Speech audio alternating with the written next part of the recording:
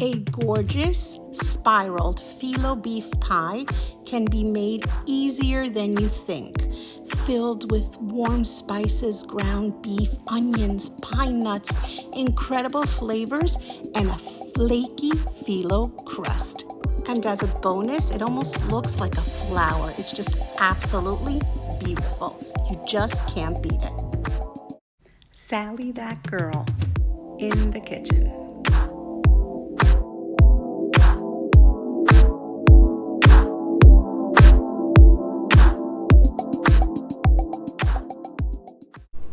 Hi everyone, and welcome to another episode of Sally, that girl, in the kitchen. In today's episode, I'm going to teach you how to make a spiraled phyllo beef pie.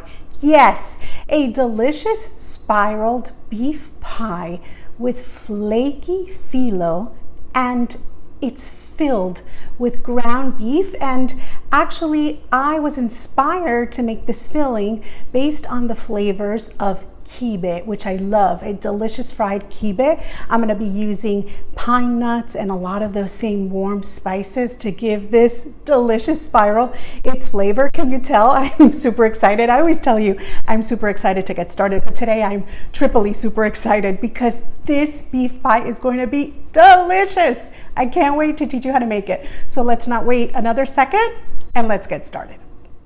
For today's recipe, you will need 1 pack of phyllo sheets thawed, 2 ounces of pine nuts, which we will be toasting, 3 tablespoons of extra virgin olive oil, plus more olive oil as needed for brushing the phyllo as we put the beautiful spiral together, 1 small yellow onion, 2 pounds of lean ground beef, 1.5 teaspoons of kosher salt, 3/4 of a teaspoon of ground black pepper, 1.5 teaspoons of allspice, 1/2 teaspoon of cumin, 1/3 of a bunch of Italian parsley. If you cannot find Italian flat leaf parsley, then of course you could use curly parsley instead. That's fine.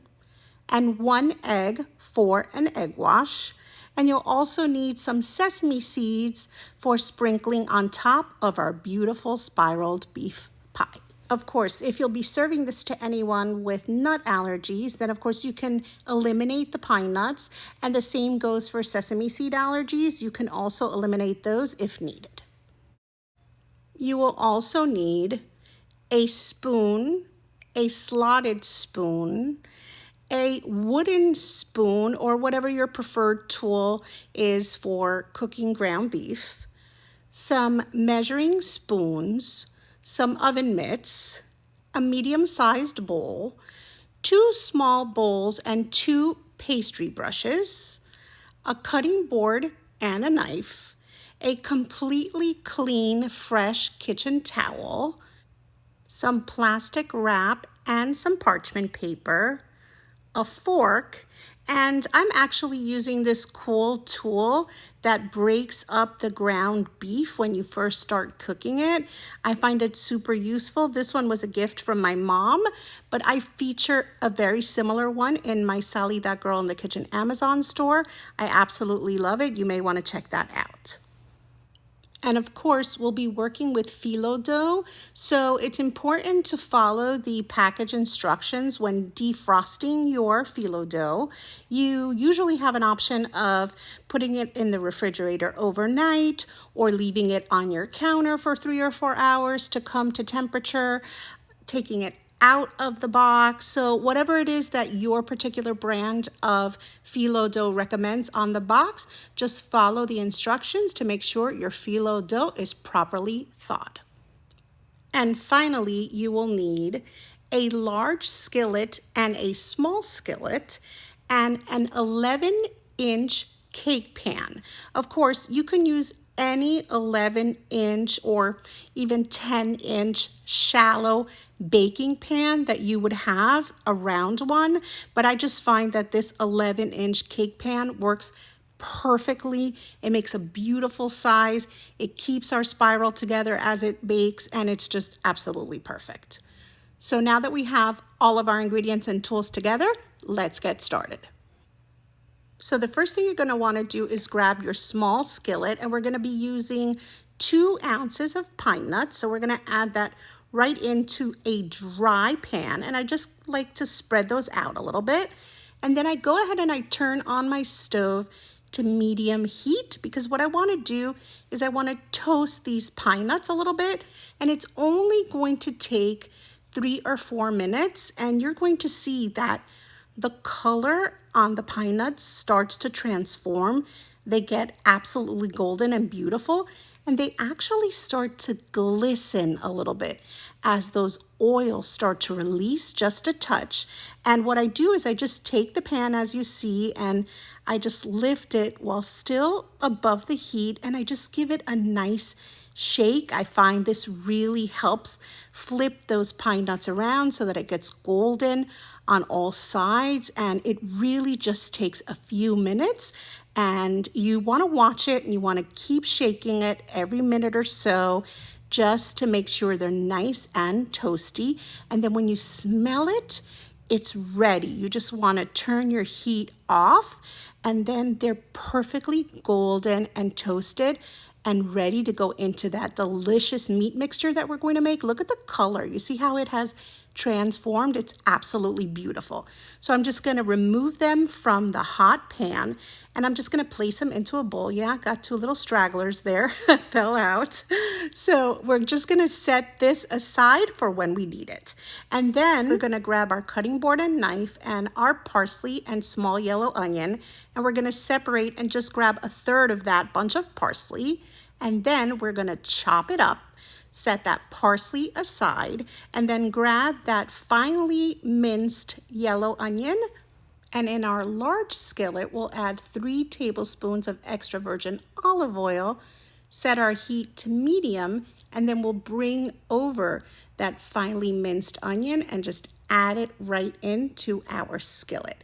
So now what we're going to do is we're going to sweat these onions really just for 4 to 5 minutes max.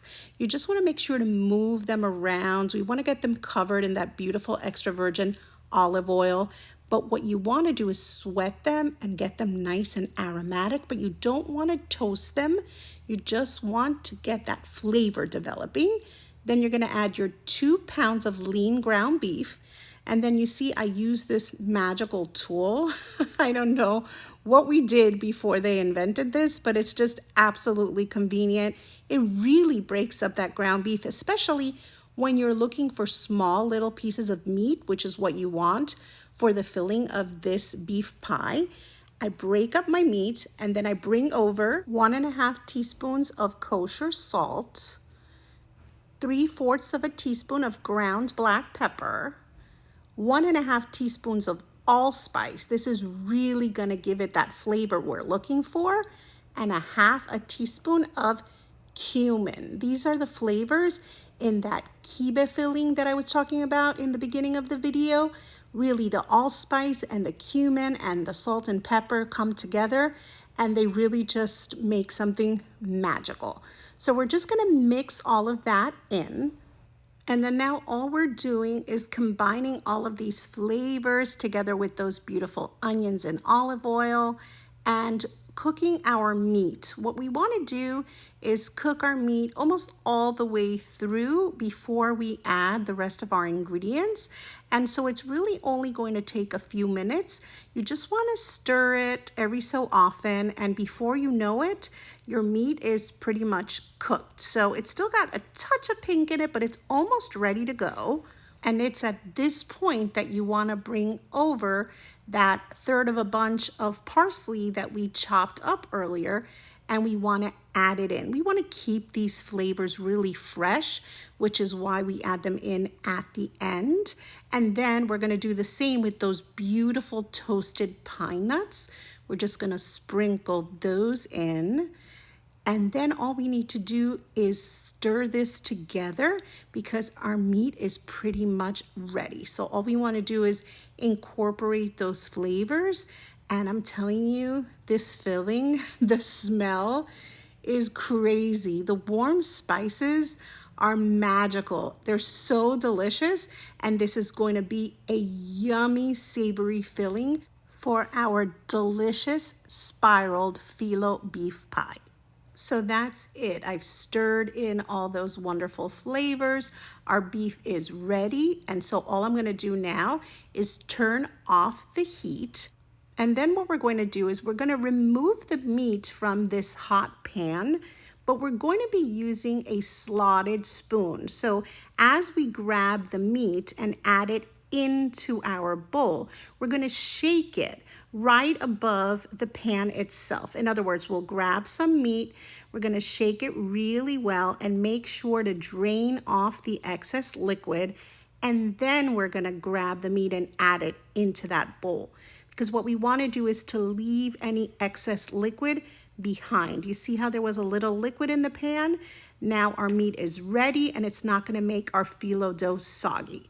So we're going to put a spoon in this and we're going to set it aside, and we're going to prepare our 11-inch cake pan by lining it with some parchment paper. And you'll notice how I run my finger just around the interior perimeter of the pan to help that parchment settle in the pan, and I overline it because that's going to help me remove my beef pie.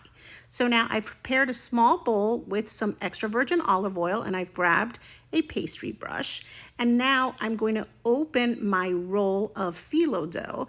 And so mine comes with a plastic wrap, so I'm going to leave that plastic wrap at the bottom of this roll, and I'm going to gently open up the roll of phyllo. And then it's really important that you cover your phyllo with plastic wrap on top. Then grab a clean kitchen towel. You're going to wet it in the sink and squeeze it out so you can lay it right on top of this plastic wrap. Be sure to add plastic wrap first because you do not want the wet towel coming into contact with the phyllo dough.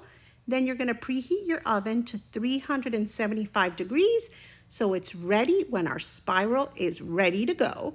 And now we're going to start working. So remember that extra virgin olive oil in the bowl? Well, we're going to grab a pastry brush and we're going to start by brushing our impeccably clean work area with some olive oil. You can do this on a cutting board, on whatever you are comfortable working on. I have a quartz countertop. I do it right on my counter. And so why do I brush the surface of the work area? Because I'm going to grab 2 sheets of phyllo dough, one on top of the other, just 2 sheets together. I'm going to add them right on that oil, and that way the bottom of the sheets has been oiled. And then I'm going to cover my phyllo sheets as I do every time I grab 2 sheets, and then I'm going to start adding some more of that olive oil right on top. So the top gets oiled and the bottom. Don't worry about the center of the 2 sheets. There's no need to oil that. And then you add a line of that delicious meat mixture using a spoon. And then you're going to fold up your phyllo dough and fold the sides in any order. You can start with the sides or folding from the bottom up, and then just create a log of which you're going to turn into a spiral. And then you're going to grab that spiral and place it in the center and continue to add more logs around it. Don't worry, I'm going to show you a couple of times more. So once again, we oil the bottom, the working area, add 2 sheets of phyllo on top, add some more extra virgin olive oil to that top layer. This is going to make our phyllo dough nice and crispy, and it's just going to be golden and beautiful. So then what we do is we grab our spoon, and once again, we're going to add a line of that delicious meat filling. So notice I go from one end to the other, but I leave a little bit of space, both on the edge that is nearest me on the long end and on both sides. I always leave a little bit of space so that I can fold the phyllo in and I can fold the phyllo up. So I want both sides in and the bottom up because I'm going to use that to go over the meat. And don't worry if it breaks a little bit because As you roll this, as you make it into a log and then put it in your pan, you're not going to be able to even notice those cracks. But if it looks a little dry, you can use your fingertips or you can use your pastry brush and just add a touch more oil as you go. And then here, I'm going to go slow with this one so I can show you. I'm just going to roll it over onto itself and then just gently continue to roll the log until I get to the top. And then I'm going to bring that log over and I'm going to add it to the end of that original spiral in a circular pattern. And you see, all I'm doing is extending that original spiral, and it's just going to keep growing as I add more logs around and around. So one more time, just for good measure, I added my oil to the 2 sheets. I added it first on the counter, on the work area. I'm folding up the phyllo. I folded in both sides to seal my log. It looks a touch dry on the bottom, so I'm adding a little more oil. I'm going to roll it all the way up to create a log. Then I'm going to bring that beautiful log over and I'm going to add it to the end of the previous log. And there we go. We're just growing that spiral as we go. And I'm telling you, it's going to be gorgeous. So once you've added all of your logs, we are good to go. And all I had left was a touch of meat. And believe me, no one will be angry about having to eat that because it's absolutely delicious with all those beautiful flavors and onions and pine nuts. But look at this gorgeous spiraled phyllo beef pie. I mean, it's not even cooked yet, and it just looks so beautiful. It almost reminds me of a flower. It's just such a beautiful dish. So I cracked an egg into a bowl, and I'm going to beat it well. And then using a pastry brush, I'm going to give this entire spiral a really nice coating of that beautiful egg. And that will help make it golden, but it's also going to help these beautiful sesame seeds stick on top. And as I said, of course, if there are any allergies, you can skip this, but I love it. Gives it another little bit of flavor, crunch, and just aesthetically, it looks absolutely beautiful. So you just give it a little sprinkle of seeds, and this guy is ready to be baked. And it's looking so beautiful. Is it me, or is this just absolutely gorgeous? What an impressive dish. So you place it on a center rack and you set a 30-minute timer to allow it to bake. And after 30 minutes, you bring it out and look at how golden and crispy and beautiful this spiraled phyllo beef pie looks. And if you could only smell it, it smells spectacular in here. The cumin and the allspice and the pine nuts, the olive oil, it just creates the most incredible aroma. And of course, the flavor is spectacular. I mean, with just a little bit of care, phyllo dough is very workable and it creates such beautiful dishes. I'm telling you, there's something absolutely magical about serving a dish like this. Everyone is going to be impressed and the oohs and ahs are just not going to stop. So now, will we land the dismount? Yes, we will. Look at how easy that was because I overlined the pan with the parchment paper to use it as handles to remove my beautiful spiral. And then I just gently push the spiral over as I remove the parchment from underneath. And we're good to go. Perfect dismount. I give it a 10. It looks gorgeous.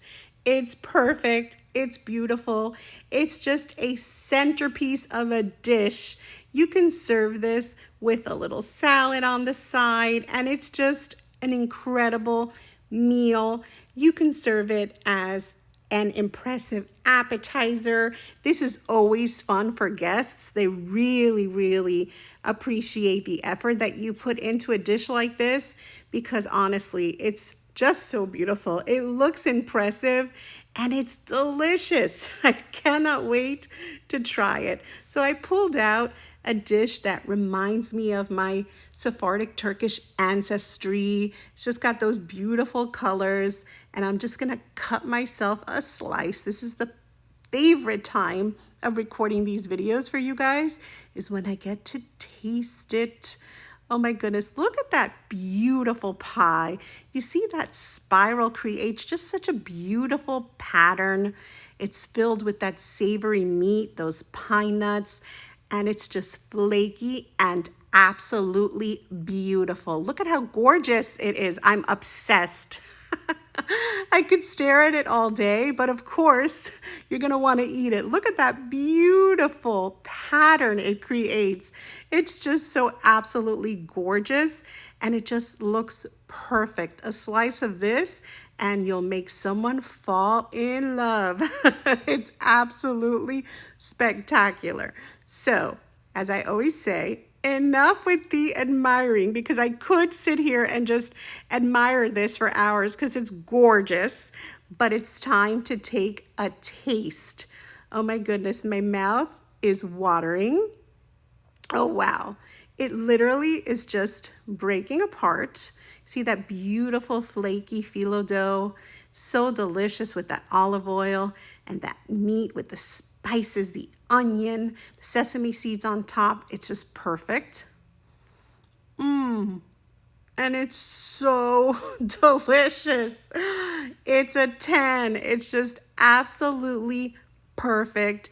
It's flaky. It's savory. It is so good. It is really, really delicious. And I'm telling you, you saw it's really not that difficult to make. Just a little bit of patience, you'll have gorgeous results. Look at how flaky and delicious this pie is. So good, so tasty.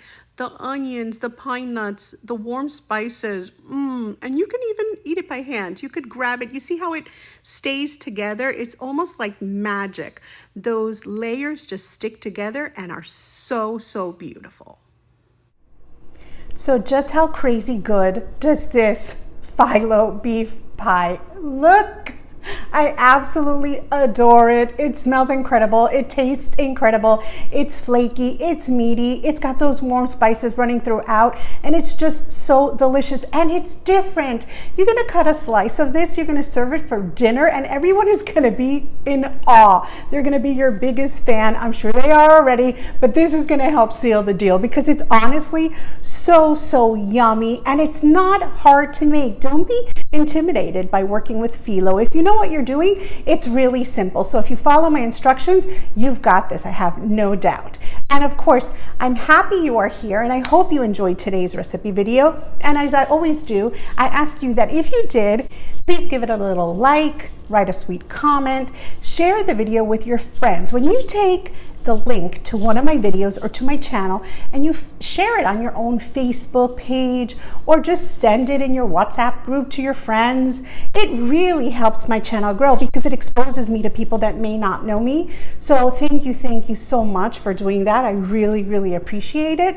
And of course, if you're not already following me on social media, you can follow me there. I always put up 60-second shorts, like little reels, short videos. And when you share those, it also helps my exposure exponentially. And of course, the links to my channel, I share them on my Facebook page too. And when you go ahead and share those with your friends, it really, really helps. So thank you so much for doing that. And if you're not following me there already, be sure to follow me as Sally That Girl in the Kitchen on Facebook, Instagram, and on Pinterest.